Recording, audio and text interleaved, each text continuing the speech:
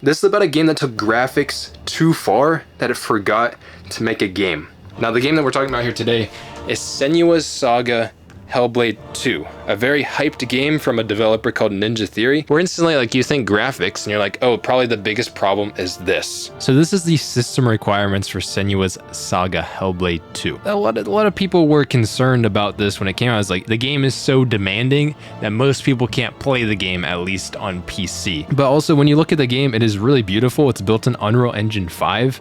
And to get that kind of quality, it doesn't really surprise me that you would need a pretty like beefy PC to run the thing. However, though, when I tested this out, that is not at all what I found. Like if I were to go native resolution at 1440p on low with the 4060, it gets about 45 FPS. So it's kind of one of those situations where it's like, oh, you should probably be using some upscaling. Yeah, you can get like into like the 60s of FPS, and I think this is actually quite a good experience. On the top left of the screen, you can see we're in the RTX 3080. This is the recommended high 1440p settings, but at 1440p here, we're pulling like 50, like mid 40s FPS in RTX 3080. But if you want to pull 60 FPS, you're gonna have to be using some upscaling. So DLSS quality on, where you can pull like 60 FPS on high settings, 1440p on the RTX 3080, which I think is honestly pretty reasonable. But I think the game does look pretty gorgeous. Yeah, so that's the thing. I don't think these little performance numbers that are here really are that bad of a problem at all. Actually, I think in terms of like an Unreal Engine 5 game that looks as crazy as this one does,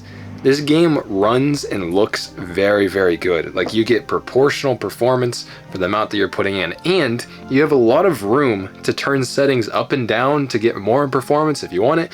And even at lower settings in the game, it doesn't look bad at all. Like I don't think a lot of people will be able to tell. I couldn't tell if I didn't analyze it frame by frame. That isn't really the issue that's going on here. This is more of a plague. That is the art design, that is the graphics of the game are getting in the way of making a good game. The thing is, this isn't anything different than what a lot of games that are coming out have been doing. We see some headlines with Alan Wake 2. Obviously, you guys know Alan Wake 2 is a very graphically insane game. It has path tracing. It was plastered all over in video marketing and stuff because of the technologies that are in it, the assets in the game, everything. The character models look like they could be real.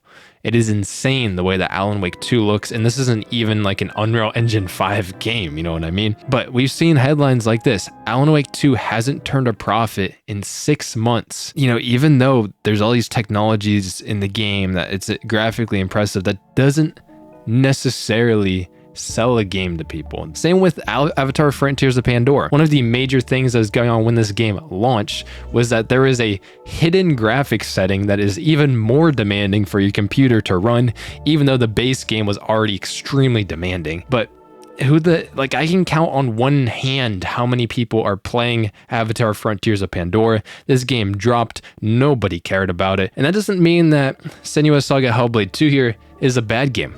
I think it's actually insanely creative. The atmosphere, the big game builds, the graphics that are on Showcase, and actually the combat in the game is surprisingly fun. Like it's not very difficult at all. I don't know if what's weird about the game is I don't even know if I'm in danger when I'm fighting people in it. I think it actually has some strong suits, but a very small amount of the game is the combat, and parts of the atmosphere definitely annoyed me.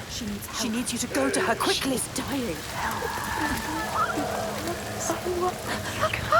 That shit is pathetic. Okay, I actually think that these voices are like behind me, and I keep looking behind me and they're not there. You failed them. Don't listen to him. They are dead, like your mother. I literally want them to shut up, bro. Shut up! Stop it! Oh my god. I just want to play the game.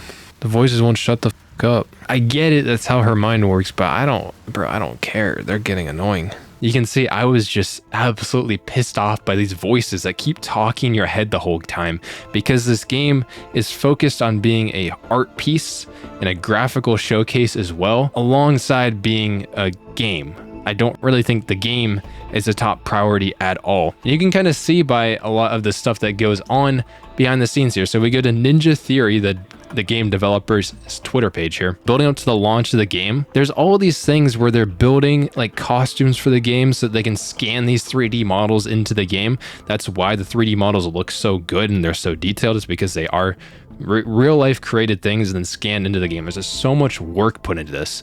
And there's all this, they use motion capture for literally everything. Every single ladder that she sits on top of before she crawls down the ladder, every single walking animation, her dodging things as she's running, every single thing is motion captured and acted out. They craft these sculptures and put them in the game. It is insane the amount of work that has to go on behind the scenes in order to make a game like this come to life that is that detailed.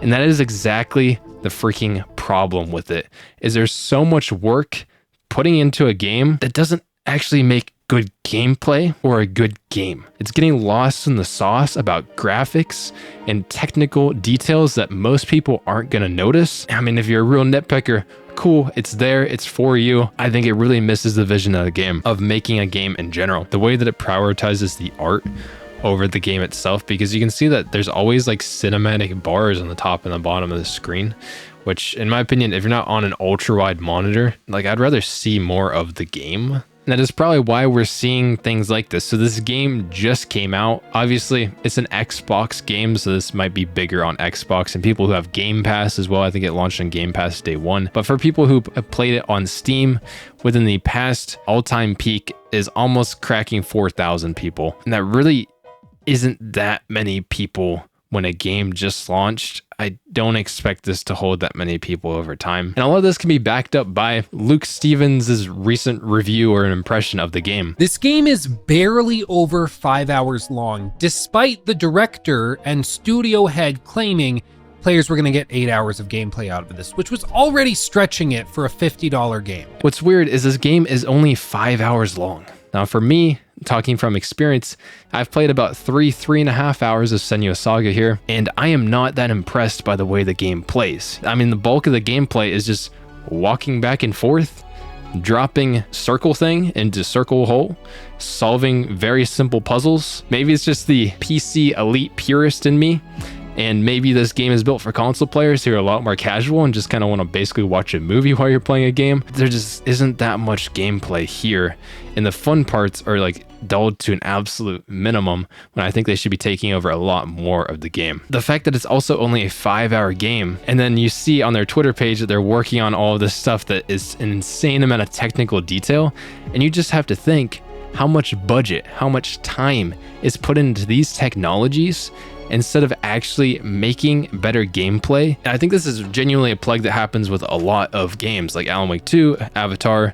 Mortals of Avium, and even like a new game, Assassin's Creed Shadows. Now these big budget AAA games are insane, guys. I think these Assassin's Creed games are like hundreds of millions of dollars of budget. Like they have the budgets of big Marvel movies and that kind of stuff. And they need to be able to pay for it too. Like Assassin's Creed Shadows has insane pricing that you guys have probably heard about. $70 for the base game, and they charge you almost double that for just a little bit of extra garbage so you can play the game on time. And then they charge you $130 because the budget and stuff of Senua's Saga seems like it was limited. That means that they didn't have as much time to make the game longer or really fill out the good parts of the game nearly as much as they maybe wanted to. I mean, we're talking, it's a 5-hour game, guys, and you're paying $50 for it. That's $10 an hour for a game. I mean, man, that is like movie pricing at that point. This game costs a lot. It doesn't offer that much gameplay wise. And sometimes the atmosphere that is supposed to be its strong suit and the fact that you feel like you're going crazy. Stop, shut the fuck up, bro. I don't think this dude is even real. If he's real, it makes me feel like I'm going crazy because I don't know why the hell I spent money on it. Dude, I just could have got Hades 2. I could have bought Hades 2 twice. I could have got Power World. And I feel like a lot of this can also be because of something like this. So obviously Xbox acquired Ninja Theory back in 2018 for $117 million. And I feel like with AAA money and that kind of stuff, like AAA backing, a lot of these companies, they feel like they need to make a game that looks insane. I think that that pressure can get to these studios like Alan Wake, that they need to make the most insane graphics showcase. Avatar, they're making a movie in a game. That means the game should look like a movie, right? I don't know what the budget was for Senua Saga Hellblade 2. Let me know in the comments if you do know that. Do you think that they use that budget in the right place? Because if we think about games, even from AAA studios, or you could maybe call AAA studios, that have been successful in the past year or so, and we're talking about the biggest games that have released, Helldivers 2, and they didn't have as big of a budget to make that game. I think they're just like maybe at max 50 people. Pal World,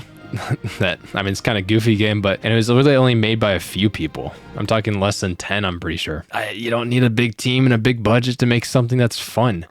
And that's what scares me with these games, especially with Xbox, Microsoft. They're going on a studio killing spree. And I have a feeling that with Ninja Theory here, and if this game doesn't do well, that this studio might just get shut down too. I really don't think that this insane graphical showcase and artistic vision is that good of a game design, and it's ruining this game, and it's also ruining many other games that, like, just if Alan Wake 2 didn't invest so much into the way the game looks, it might have turned a profit, because I think that game was pretty popular as it was. So it's a big problem in the AAA industry, and I'm hoping that these things are going to change pretty soon, because Senua Saga Hellblade 2, I was actually very excited for it, and then I got into the game, I was like, oh my god, will these freaking voices shut up? Why am I running around in circles just putting balls in holes and being bored? Like, you have to watch every single animation of her climbing up a thing. Motives, they're misplaced. It's like losing the forest through the trees.